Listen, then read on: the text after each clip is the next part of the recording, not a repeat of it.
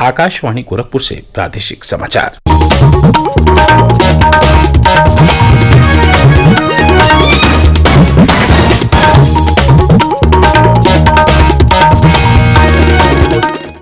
नमस्कार, समाचार बुलेटिन के साथ मैं वेद प्रकाश पाठक।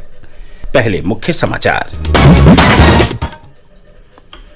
प्रधानमंत्री नरेंद्र मोदी ने मेडिकल ऑक्सीजन की पर्याप्त आपूर्ति सुनिश्चित करने के लिए केंद्र सरकार के मंत्रालयों और राज्य सरकारों के बीच तालमेल पर दिया जोर। केंद्रीय गृह सचिव ने उत्तर प्रदेश और छत्तीसगढ़ में कोविड-19 की स्थिति की समीक्षा की। प्रदेश में प्रत्येक रविवार को संपूर्ण लॉकडाउन, केवल आपातकालीन सेवाओं और सफाई कार्यों की ही होगी अनुमति। और राज्य में कोरोना के सक्रिय मामले 1,50,000 से अधिक। पिछले 24 घंटे में 27,426 नए मामले सामने आए।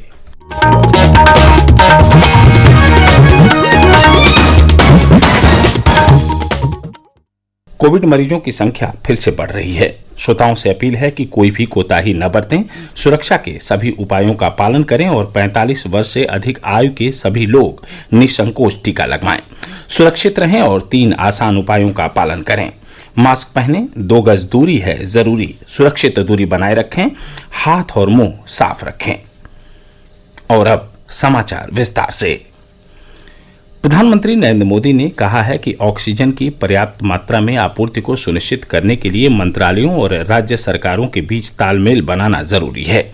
उन्होंने इसकी बढ़ती मांग को पूरा करने के लिए मेडिकल ऑक्सीजन का उत्पादन बढ़ाने का निर्देश दिया।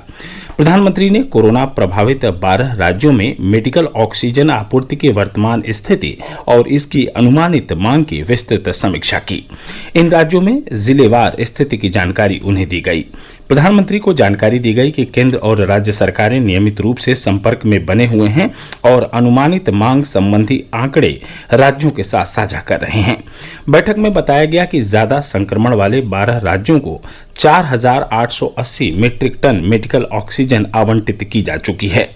इसके अलावा इन राज्यों को 12,212 मीट्रिक टन अतिरिक्त ऑक्सीजन की भी आपूर्ति की जाएगी। प्रधानमंत्री को मेडिकल ऑक्सीजन की बढ़ती मांग को पूरा करने के लिए देश में इसके उत्पादन के बारे में भी बताया गया। उन्हें जानकारी दी गई कि स्टील संयंत्रों के पास उपलब्ध ऑक्सीजन के स्टॉक को भी चिकित्सा उपयोग के लिए इस्तेमाल किया जा सकता है। प्रधानमंत्री नरेंद्र मोदी ने अधिकारियों को पूरे देश में ऑक्सीजन ले जाने वाले टैंकरों की निर्बाध आवाजाही सुनिश्चित करने का निर्देश दिया। ऑक्सीजन सिलेंडर भरने वाले संयंत्रों को 24 घंटे काम करने की अनुमति दी जाएगी। सरकार औद्योगिक सिलेंडरों को चिकित्सा ऑक्सीजन सिलेंडरों के रूप में उपयोग करने की अनुमति दे रही है। प्रधानमंत्री को मेडिकल ऑक्सीजन की आयात के बारे में भी बताया गया। केंद्रीय स्वास्थ्य तथा परिवार कल्याण मंत्री डॉक्टर हर्षवर्धन ने कहा है कि सरकार कोविड से निपटने के लिए पूरी तरह से तैयार है। हालांकि देश में कोरोना संक्रमण के मामले बढ़ रहे हैं। उन्होंने कहा कि देश में ऑक्सीजन और वेंटिलेटर जैसी आवश्यक वस्तुओं की कोई कमी नहीं है। श्री हर्षवर्धन ने कहा कि सरकार चिकित्सा ढांचे में लगातार सुधार कर रही है। डॉक्टर हर्षवर्धन आज उन राज्यों के स्वास्थ्य मंत्रियों के साथ बैठक करेंगे जहां मामले तेजी से बढ़ रहे हैं। देश में रेमडेसिविर की कमी के आरोप पर स्वास्थ्य मंत्री ने कहा कि सरकार ने विनिर्माताओं से इसका उत्पादन बढ़ाने को कहा है। डॉक्टर हर्षवर्धन ने कहा कि राज्यों के प्रवर्तन प्राधिकरणों और औषधि नियंत्रकों से रेमडेसिविर की कालाबाजारी, जमाखोरी और ज्यादा कीमत वसूलने पर कड़ी कार्रवाई करने को कहा गया है। डॉक्टर हर्षवर्धन ने कहा है कि भारत इस बार कोविड से निपटने में पिछले साल की तुलना में बेहतर स्थिति में है। लोगों द्वारा कोविड दिशा निर्देशों का ठीक से पालन न करने के कारण कोरोना संक्रमण के मामलों में अचानक इतनी वृद्धि हुई है। उन्होंने लोगों से कोविड नियमों का कड़ाई से पालन करने की आवश्यकता पर जोर दिया। केंद्रीय गृह सचिव अजय कुमार भल्ला ने कल उत्तर प्रदेश और छत्तीसगढ़ में कोविड-19 की वर्तमान स्थिति के बारे में उच्च स्तरीय बैठक की अध्यक्षता की। दोनों ही राज्यों में कोविड संक्रमण के तेजी से बढ़ने और मृत्यु दर में वृद्धि होने की खबर है। उत्तर प्रदेश, छत्तीसगढ़ के साथ महाराष्ट्र एक ऐसा राज्य है जहां 1 लाख से अधिक सक्रिय मामले हैं। उत्तर प्रदेश में रोजाना 19.25% की दर से नए मामले सामने आए हैं। उत्तर प्रदेश के 46 जिलों में पिछले 30 दिनों में सबसे अधिक मामलों की पुष्टि हुई है। इनमें लखनऊ, कानपुर, वाराणसी और प्रयागराज सबसे अधिक प्रभावित जिले हैं। अस्पतालों में आईसीयू और ऑक्सीजन वाले बिस्तरों की कमी से उत्पन्न स्थिति के बारे में भी बैठक में चर्चा की गई। राज्यों को सलाह दी गई है कि वे आइसोलेशन वाले बिस्तरों, ऑक्सीजन के साथ वाले बिस्तरों, वेंटिलेटर्स, आईसीयू बिस्तरों और एम्बुलेंस की पर्याप्त व्यवस्था करें। इन राज्यों से कहा गया है कि वे सक्रिय मामलों की पहचान कर उपचार संबंधी राष्ट्रीय नियमों का पालन करके मृत्यु दर कम करने पर ध्यान दें। केंद्रीय स्वास्थ्य मंत्रालय ने राज्यों और केंद्र शासित प्रदेशों में कोविड-19 प्रबंधन के लिए केंद्रीय मंत्रालयों और सार्वजनिक उपक्रमों को अपने अस्पतालों के बिस्तर कोविड मरीजों के इलाज के लिए देने को कहा है। ऐसे अस्पतालों और विशेष ब्लॉकों का विवरण लोगों को उपलब्ध कराने के लिए भी कहा गया है। प्रादेशिक समाचार आप आकाशवाणी गोरखपुर से सुन रहे हैं। प्रदेश सरकार ने राज्य में प्रत्येक रविवार को पूर्णबंदी की घोषणा की है। मुख्यमंत्री योगी आदित्यनाथ ने वरिष्ठ अधिकारियों के साथ राज्य में कोविड संक्रमण की स्थिति की समीक्षा के बाद यह निर्णय लिया। उन्होंने कहा कि पूर्णबंदी वाले दिन जागरूकता अभियान सहित आपातकालीन सेवाओं और साफ सफाई का काम जारी रहेगा। यह पूर्णबंदी ग्रामीण और शहरी क्षेत्रों में लागू होगी। मुख्यमंत्री ने मास्क न लगाने वालों पर कड़ी कार्रवाई करने के आदेश दिए हैं। बिना मास्क के पहली बार पकड़े जाने पर 1,000 रुपये और दूसरी बार पकड़े जाने पर 10,000 रुपये का जुर्माना लगाया जाएगा। प्रदेश में संक्रमण के इस समय 1 लाख से अधिक रोगी हैं। राज्य सरकार ने संक्रमण को और अधिक फैलने से रोकने के लिए कई कदम उठाए हैं। और जानकारी हमारे संवाददाता से। प्रदेश भर के सभी सरकारी अस्पतालों में ओपीडी सेवाएं बंद कर दी गई हैं। हालांकि आपातकालीन सेवाएं चालू रहेंगी। सरकार ने कहा है कि जो भी अस्पताल कोविड मरीजों को भर्ती करने से इनकार करेंगे, उनके खिलाफ महामारी एक्ट में मुकदमा दर्ज किया जाएगा। इस बीच राजधानी लखनऊ में लगातार बिगड़ रहे कोरोना हालात के मद्देनजर बलरामपुर अस्पताल और किंग जॉर्ज मेडिकल यूनिवर्सिटी को कोविड अस्पताल में बदल दिया गया है। राज्य में होम आइसोलेशन में मौजूद मरीजों को मेडिकल किट दी जाएगी, जिसमें कम से कम 1 हफ्ते की कोरोना की दवाएं मौजूद रहेंगी। सुशील चंद्र तिवारी, आकाशवाणी समाचार, लखनऊ।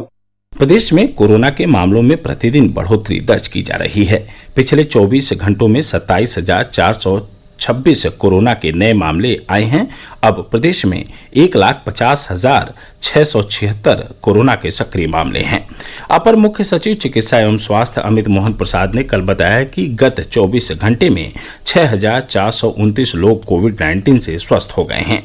उन्होंने बताया कि गत एक दिन में प्रदेश में 2,23,307 सैंपल की जांच की गई। श्री प्रसाद ने बताया कि मुख्यमंत्री आरोग्य स्वास्थ्य मेला का आयोजन 16 मई तक स्थगित कर दिया गया है। प्रदेश सरकार कोरोना संकट के काल में भी औद्योगिक विकास की गति को और तेजी से आगे बढ़ा रही है। इसी क्रम में नोएडा में Adani enterprises limited, Dixon technology India limited सहित 13 निवेशकों को लगभग 1,99,848 वर्ग मीटर भूमि के आवंटन की संस्तुति प्रदान कर दी गई है। इससे नोएडा क्षेत्र में 3,870 करोड़ रुपए का पूंजी निवेश होगा और लगभग 48,512 लोगों को रोजगार के अवसर सुलभ होंगे। यह जानकारी औद्योगिक विकास मंत्री सतीश महाना ने कल लखनऊ में दी। उन्होंने बताया कि अडानी ग्रुप को 39,146 वर्ग मीटर का भूखंड आवंटित किया गया है, जिस पर कंपनी 2,500 करोड़ रुपए की लागत से डाटा सेंटर स्थापित करेगी। श्री महाना ने बताया कि इसके अतिरिक्त विभिन्न जनपदों में भी 15 अन्य निवेशकों को भूमि आवंटन की कार्यवाही तीव्र गति से चल रही है। इससे लगभग 13,400 करोड़ का निवेश होगा और बड़ी संख्या में लोगों को रोजगार भी मिलेगा।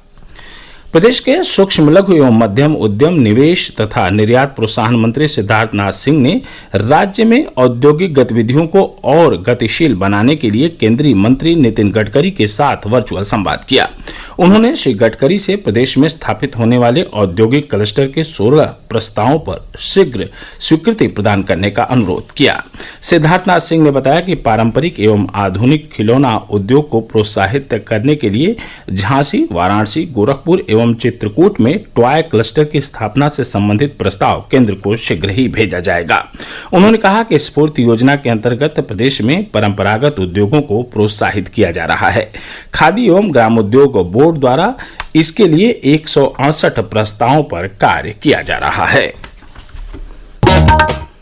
और अंत में इस बुलेटिन के प्रमुख समाचार एक बार फिर से सुन लीजिए। प्रधानमंत्री नरेंद्र मोदी ने मेडिकल ऑक्सीजन की पर्याप्त आपूर्ति सुनिश्चित करने के लिए केंद्र सरकार के मंत्रालयों और राज्य सरकारों के बीच तालमेल पर दिया जोर। केंद्रीय गृह सचिव ने उत्तर प्रदेश और छत्तीसगढ़ में कोविड-19 की स्थिति की समीक्षा की। प्रदेश में प्रत्येक रविवार को संपूर्ण लॉकडाउन, केवल आपातकालीन सेवाओं और सफाई कार्यों की ही होगी अनुमति। और राज्य में कोरोना के सक्रिय मामले 1,50,000 से अधिक। पिछले 24 घंटे में 27,426 नए मामले सामने आए। इसके साथ ही प्रादेशिक समाचारों का बुलेटिन यहीं संपन्न हुआ। नमस्कार।